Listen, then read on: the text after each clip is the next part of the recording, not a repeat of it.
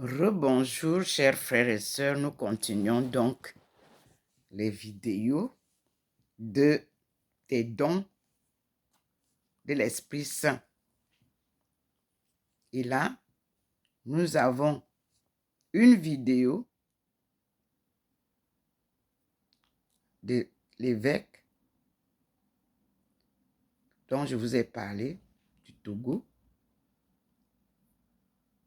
L'évêque Nicodème va nous parler des dons, les 7 dons de l'Esprit Saint. Et il va nous renvoyer dans la Bible. Et c'est dans cette Bible en anglais, The African Bible, que j'irai lire les dons tels qu'il nous l'explique. Nous l'écoutons. Et je vous dis, nous sommes aujourd'hui, bien sûr, le 2 novembre 2022. Le Seigneur, Dieu Tout-Puissant, a décidé de revenir sur terre comme il l'avait fait quand il a envoyé Jésus pour nous apprendre selon son éducation divine. Nous écoutons. C'est la même chose que nous vivons aujourd'hui. Mais d'une autre manière, le Seigneur est descendu des cieux sur la terre pour nous aider, peuple d'Afrique subsaharienne, rester ignorante de cette parole divine, alors qu'elle sillonne dans votre contrée. Mais écoutons donc. Quelle grâce de vivre cet événement avec vous. Quelle grâce d'accueillir avec vous les dons du Saint-Esprit ce soir. Dispersés aux 4 coins du monde, nous sommes unis, oui, unis dans le cœur de Dieu par son Esprit. Nous voulons nous ouvrir au Saint-Esprit pour qu'il répande sur nous ces dons merveilleux. Ô viens Esprit Saint, touche nos cœurs en profondeur pour les ouvrir à toi. Descends sur nous, oui, descends sur nous, pénètre au plus intime de notre être pour opérer en nous les prodiges de ta grâce. Que ce moment ne soit pas simplement une occasion de formation, d'enseignement, de leçons apprises sur toi, mais plutôt un temps précieux de rencontre avec toi, d'expérience avec ta grâce. Saint Paul nous dit que personne ne connaît ce qu'il y a en Dieu, sinon l'Esprit de Dieu. Viens et découvre-nous le Père pour que nous puissions le connaître et l'aimer. Au moment où le monde est désorienté et que nos cœurs sont troublés, au moment où nous sommes assaillis de questions sans réponse, nous venons humblement à toi pour nous confier à ta grâce. Conduis-nous à la vérité tout entière. Oui, conduis-nous à la vérité, Saint-Esprit. Réveille en nous les dons reçus pour que notre vie tout entière en soit transformée. Chers frères et sœurs, paix et joie du Christ. Amen. Alléluia. Les 7 dons du Saint-Esprit. Voilà le thème qui m'est proposé. Je voudrais le développer en posant des questions toutes simples. Qu'est-ce que les dons du Saint-Esprit? À quoi servent-ils? Et comment pouvons-nous en vivre aujourd'hui, toi et moi? Comment pouvons-nous vivre aujourd'hui des dons de l'Esprit? Alors commençons par une petite anecdote. Le Seigneur est avec nous. Voyez-vous même comment? La meilleure routine matinale pour attirer plus d'abondance et de pratiquer ce rituel. Excusez-moi parce que... On raconte que c'est... Anecdote, j'en ai bien l'habitude. Un mendiant dans une rue essaie d'attirer le regard des passants jouant à sa guitare. Mais il joue mal.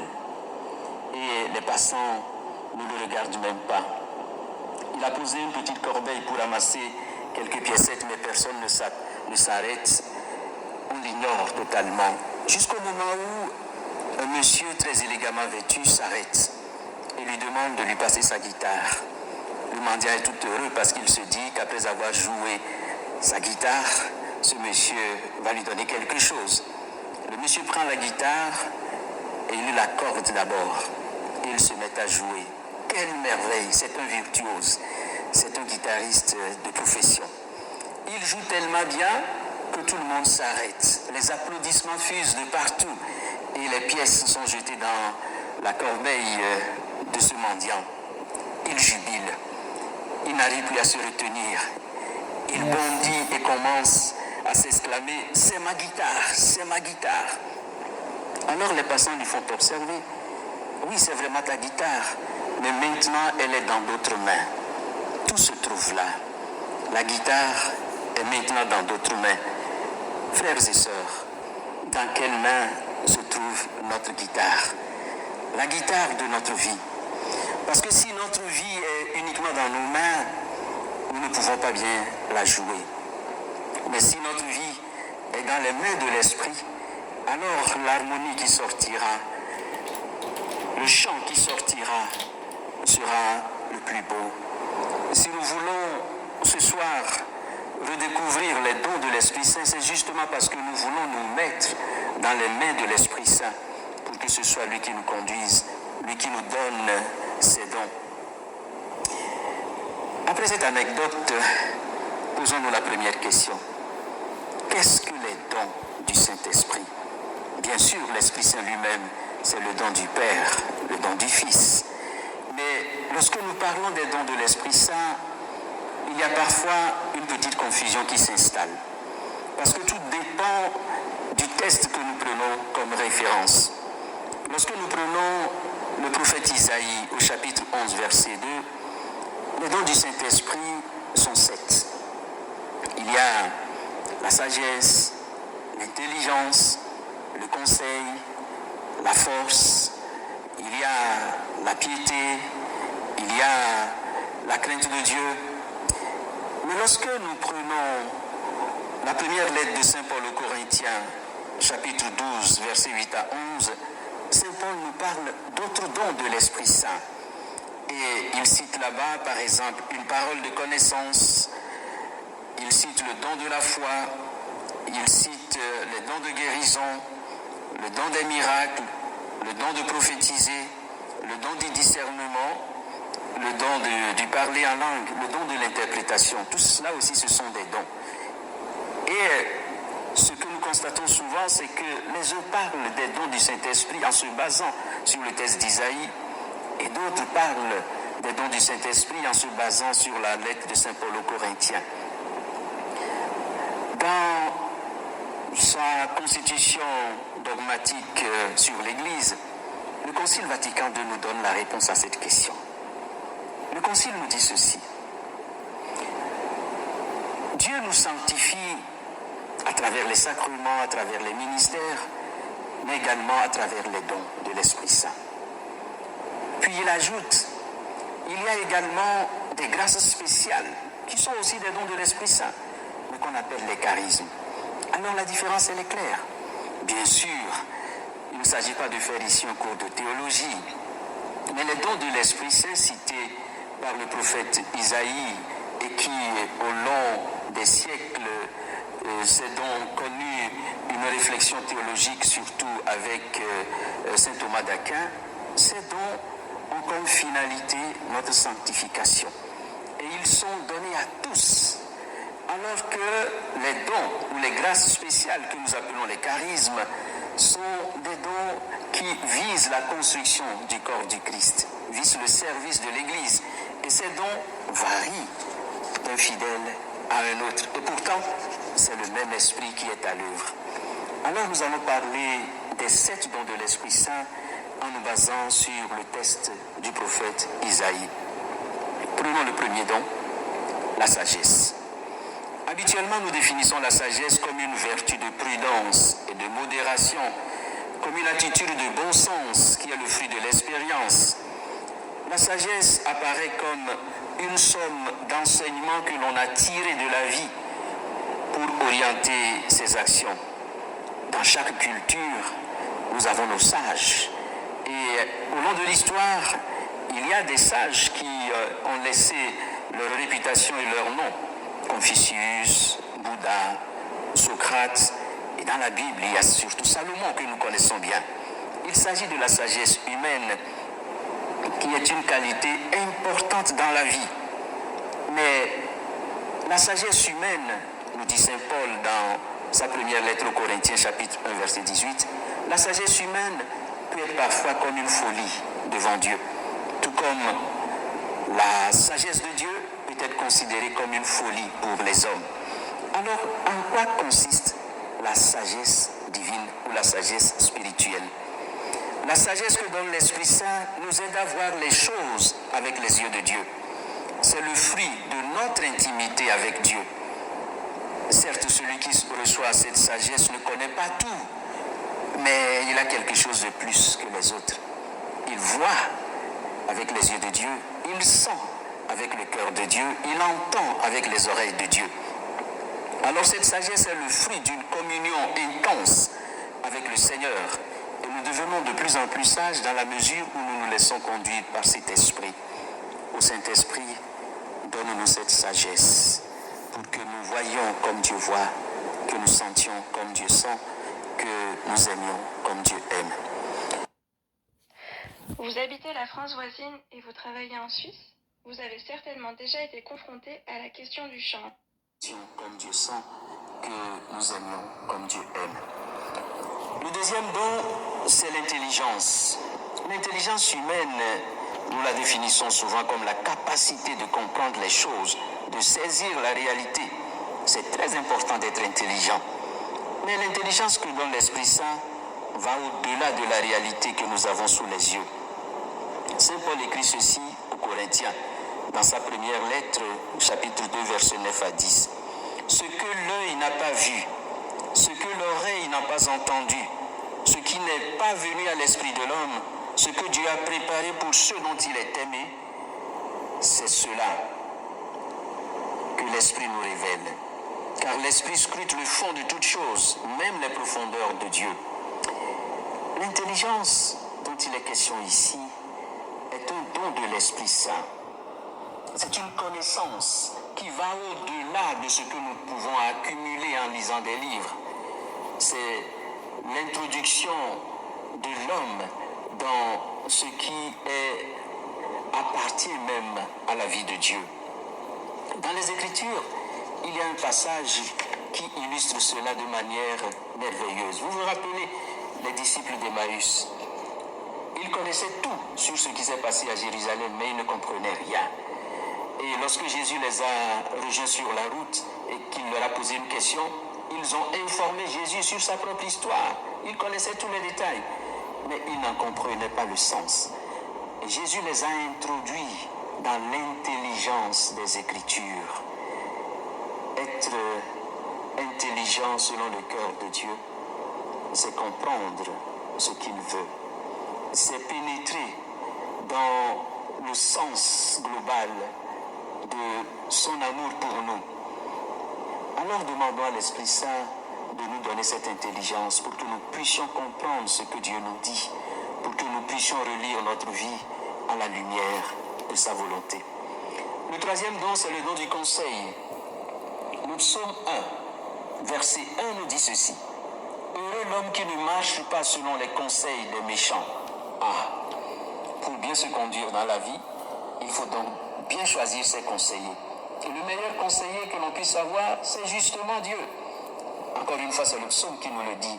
Psaume 15, verset 7. Je bénis le Seigneur qui me conseille. Même la nuit, mon cœur m'avertit.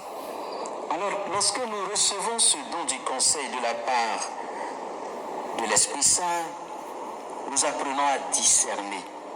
Dans cette vie, nous sommes placés souvent devant des choix. Qu'est-ce qui peut promouvoir notre vie devant Dieu? Alors le don du conseil nous fait désirer ce que désire le Seigneur. Et nous nous demandons à tout moment, grâce à ce don, ce que Jésus aurait fait à notre place, ce qui convient, ce qui correspond à la volonté du Seigneur. Le don du conseil nous fait entrer dans la logique de Dieu, la logique de l'amour, de la croix, de l'obéissance. Certes, le don du conseil peut nous venir directement du Seigneur, mais également il nous vient à travers la voix et le témoignage des autres. Dieu nous donne conseil aussi à travers les autres, ô Esprit Saint. sois notre conseiller. Apprends-nous à faire les choix qui nous rapprochent de Dieu et de nos frères. Apprends-nous à poser nos pas pour qu'ils nous conduisent vers toi. Le don de la force. Dans la vie courante, nous le savons, c'est le plus fort qui domine et écrase les autres. Aux yeux du monde, la force se mesure à la capacité de s'imposer aux autres. Mais la force qui vient de l'Esprit Saint nous soutient plutôt dans nos épreuves. Elle nous donne le courage de témoigner au milieu des souffrances et de l'adversité. C'est la force des martyrs que Jésus a promis aux disciples. Cette force-là n'est pas le résultat de nos capacités. Elle nous est donnée par Dieu. Et Jésus nous l'a promis lorsqu'il disait aux disciples dans Luc chapitre 12, versets 11 à 12, « Quand on vous traduira devant les gens des synagogues, les magistrats et les autorités, ne vous inquiétez pas de la façon dont vous vous défendrez, ni de ce que vous direz, car l'Esprit Saint vous enseignera à cette heure-là ce qu'il faudra dire. » C'est cela, la force qui nous vient de l'Esprit Saint. Il nous l'accorde, non seulement dans les moments de grande difficulté, de crise, mais également de manière quotidienne. Cette force nous accompagne à tout moment. Voilà pourquoi Saint Paul peut s'écrier « Je peux tout en celui qui me fortifie ». Le don de la science. La science humaine se définit généralement comme la connaissance des lois de la nature. C'est la capacité de connaître de manière rationnelle et absolue la manière dont les choses se passent au niveau du monde. Mais le don de la science qu'accorde l'Esprit Saint est plutôt la capacité de découvrir la présence de Dieu à travers la création. Celui qui a le don de la science ne va pas expliquer comment fonctionnent les galaxies, mais il va dire que les galaxies sont une œuvre merveilleuse de Dieu. Celui qui a le don de la science lie la présence de Dieu dans tout ce qui existe, parce que Dieu lui parle à travers tout. Le don de la science conduit donc l'homme à la contemplation de Dieu. Dans le livre de la Genèse, il y a un refrain que nous connaissons bien. À la fin de chaque journée, le Seigneur a répété « Cela est bon ». Et Dieu vit que cela est bon. Mais le soir du 6e jour, le texte dit « Et Dieu vit que cela était très bon » parce qu'il venait de créer l'homme. L'homme est le sommet de sa création. Et c'est le don de la science qui nous permet de saisir cela. De saisir que la création est un don dans lequel nous sommes placés comme des gardiens. Oui, celui qui a le don de la science reconnaît la présence de Dieu dans tout ce qui existe. Celui qui a le don de la science respecte la présence de Dieu. Il n'absolutise pas le créé. Il ne voue pas un culte au créé, mais au Créateur. Mais également, il ne détruit pas ce qui a été donné si gracieusement de la part de Dieu. Alors, rappelons-nous ces petites phrases prononcées par le pape François il n'y a pas trop longtemps. Dieu pardonne toujours, les hommes parfois, et la nature jamais, quand on ne prend pas soin d'elle. Si nous détruisons la nature nous détruira. Le don de la science nous apprend aussi à respecter la nature. Esprit Saint, donne-nous en abondance ce don pour que nous puissions vivre dans le monde comme des hommes sages. La piété. Habituellement, quand nous parlons de piété, nous pensons aux dévotions. Mais la réelle piété, c'est la relation que nous instaurons avec Dieu.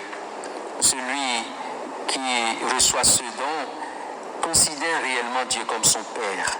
Et il a à son égard une attitude toute filiale. La crainte de Dieu. Il convient ici de faire une différence entre la peur de Dieu et la crainte de Dieu.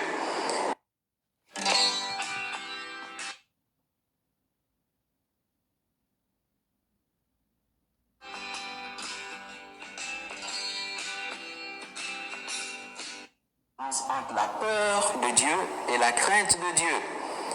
La peur de Dieu, c'est une peur peur servile qui fait redouter le châtiment. Mais la crainte de Dieu, c'est ce que nous ressentons lorsque nous nous éloignons de Dieu. C'est la crainte de perdre Dieu, la crainte de faire quelque chose qui ne lui plaît pas. Saint Robert Bellarmine nous dit, celui qui aime craint de déplaire à celui qu'il aime. Le don de la crainte de Dieu nous fait comprendre notre petitesse devant Dieu et produit en nous une profonde humilité. Ensuite, elle nous conduit à l'abandon de nous-mêmes dans les mains de Dieu. Oui, ce don nous aide à détester le péché, parce que le péché fait de la peine à Dieu. Comme c'est beau tout ce que nous venons de dire, n'est-ce pas? Comme c'est beau les dons que le Saint-Esprit nous accorde. Les avons-nous vraiment reçus? Alors pourquoi n'envoyons-nous pas souvent les fruits dans notre vie? La réponse est simple, il faut nous l'avouer. Nous oublions souvent quelle grâce le Seigneur nous a accordée. Alors revenons à l'anecdote du point de départ. Dans quelles mains se trouve notre vie? Dans les mains de Dieu, dans les mains de l'Esprit Saint. Que ce jour soit l'occasion du renouvellement de ces dons dans notre vie pour que nous soyons comme des instruments dans les mains de l'Esprit Saint. Esprit aux 7 dons, esprit de sagesse, d'intelligence, de conseil et de force. Esprit de science, de piété et de crainte de Dieu, nous voici devant toi avec notre désir sincère de nous abandonner dans tes mains. Nous avons cherché souvent à marcher selon nos propres forces, notre logique, notre sagesse. Désormais, nous voulons être à toi, t'appartenir pour toujours. Esprit aux 7 dons, viens réaliser en nous une nouvelle création. Amen. Je profite de cette occasion pour vous souhaiter à vous tous une très bonne fête de la Pentecôte. Que l'Esprit Saint,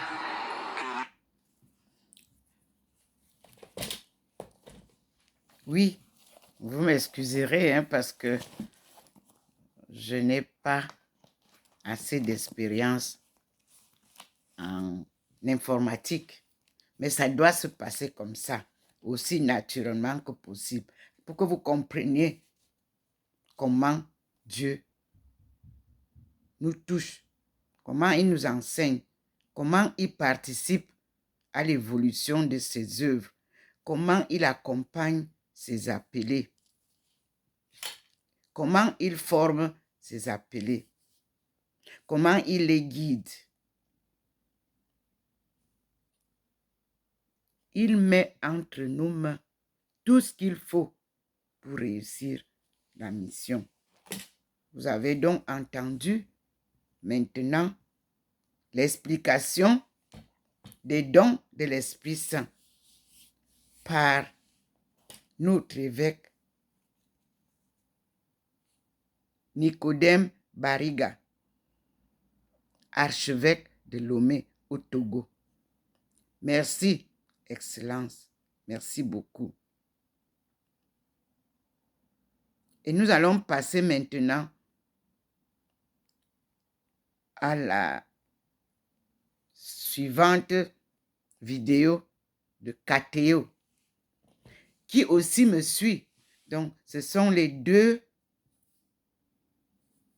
télévisions catholiques qui me suivent et que je suis. J'écoute beaucoup Kateo et je vois Kateo m'apporte beaucoup. Et je dis merci à Kateo. Je suis aussi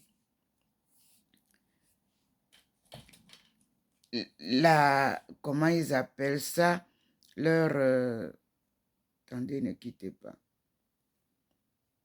Je suis l'émission catholique du Togo. Et surtout, je suis l'évêque Nicodème. Il a de très bons enseignements et qui sont vraiment utiles pour notre marche vers le renouveau de l'Afrique subsaharienne en anthropologie religieuse.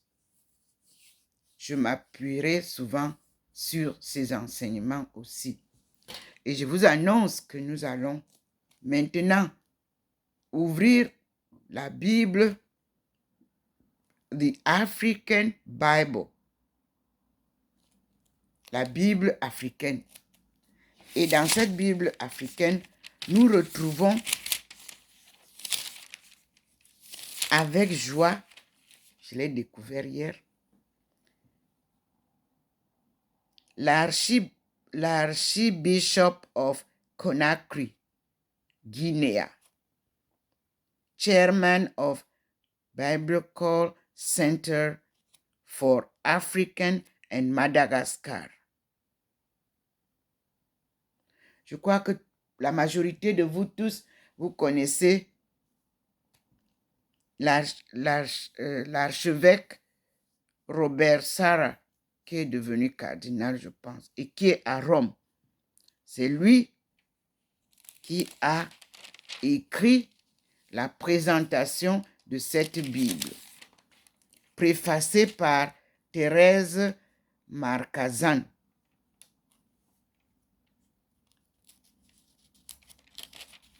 Nous allons donc nous référer à cette Bible. J'ai introduit hier la présentation.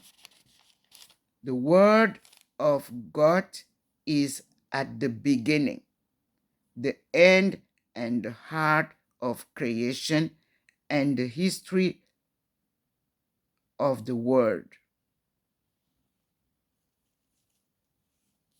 The Word of God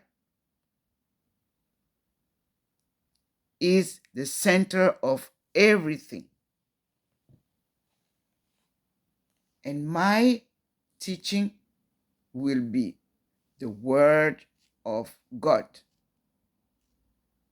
is the center of everything. In talking about the Word of God, we will remember that the scriptures and the tradition contain this word. Church teaching transmit it. The liturgy celebrates and actualize it. All is derived from the teaching transmits of the teaching from the original word, which sprang from the mouth of God. For in the beginning was the Word, and the Word was with God, and the Word was God. John 1:1. The Word of God is the foundation of everything and takes precedence over everything else.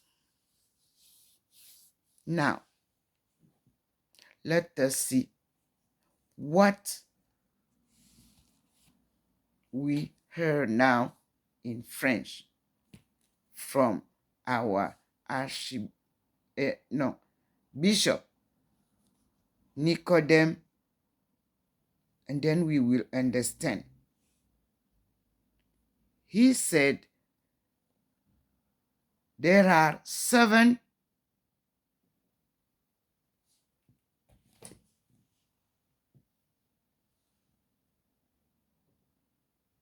gifts. I will call it like that because I will call it gift, God gift for us. Okay, he sent us to read Isaiah.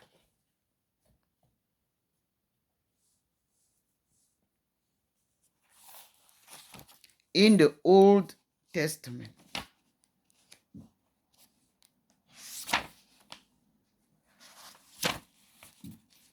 To understand what is the Holy Spirit.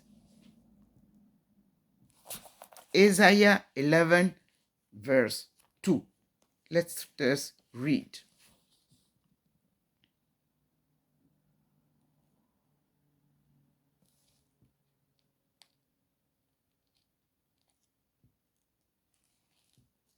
take your time when you are studying the word. Don't rush.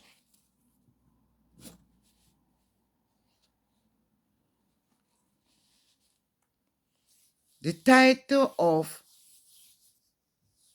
this chapter 11 is A Possible Word of Peace. The word, le monde.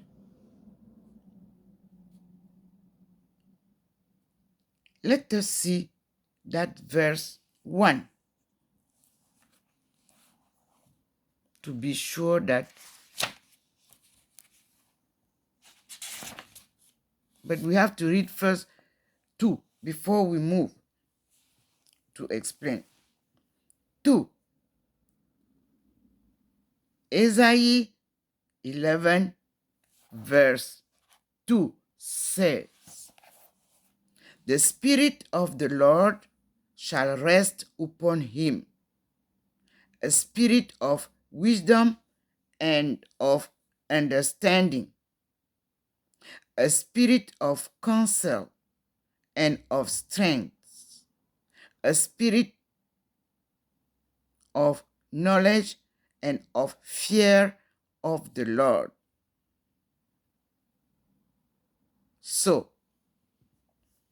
now, he said there are 7.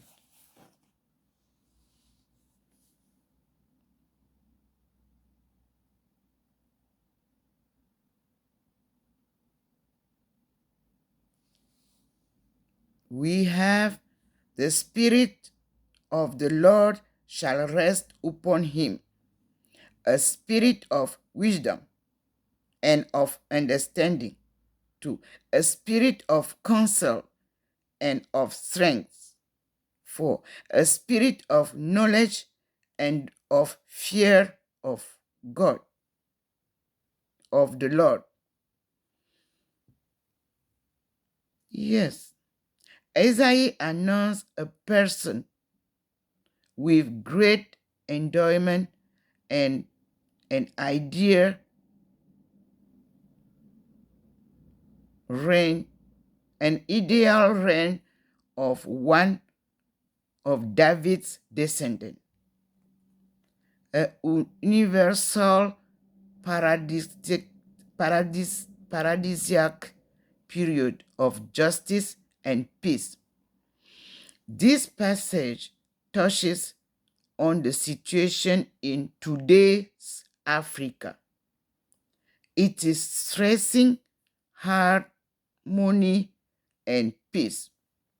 Every Christian is called to establish harmony and to make peace. But there is a special call to African leaders to be peacemakers, to rule with justice and wisdom. The obvious collapse of Africa is due not only to exploitation by Western economic and political powers, but also to our own inadequate leadership. The church should be a model to civil leaders, showing a governance which is not wealth-oriented, but is a service, especially to the poor and oppressed. The return of the exiles recalls the wonders of the first Exodus. Compare Exodus 14:21 and 26:27. In Isaiah 11:1-9, the prophet foresees a time when the Messiah, descendant of David, will establish a kingdom of justice, peace, and perfect harmony in the whole of creation. That is the note accompanying this Isaiah 11:2.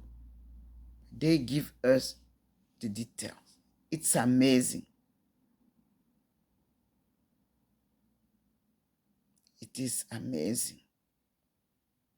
And the note says 11:2. It is said, the Spirit of the Lord, divine power bestowed on certain elected persons to accomplish particular tasks. Refer Judges. Example, Judge 3, verse 10, and Judge 6, verse 34. Kings. Example, 1 Samuel 11, verse 6. Prophets. Example, 1 Samuel 10, verse 6, and 13, verse 13 to 14. The Messianic King receives the fullness of this divine power, illustrated in the gift of wisdom, prudence, and practical ability and piety. This divine spirit has a permanent abode in this messianic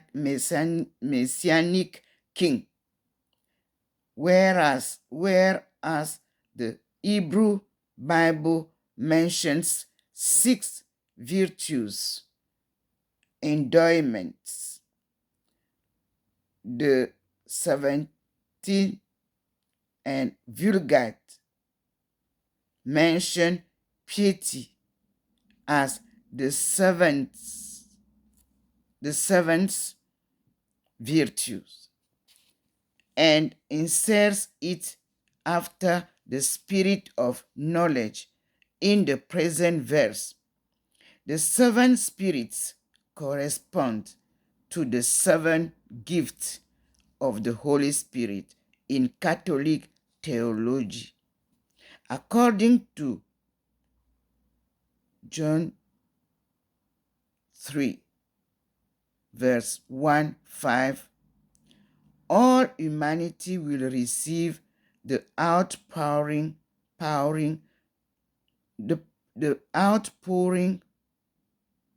of the Spirit during the Messianic era, a prophecy which Peter confirms, and Pentecost Day, according to Acts 2, verse 15 to 21. Thank you so much, Lord. You are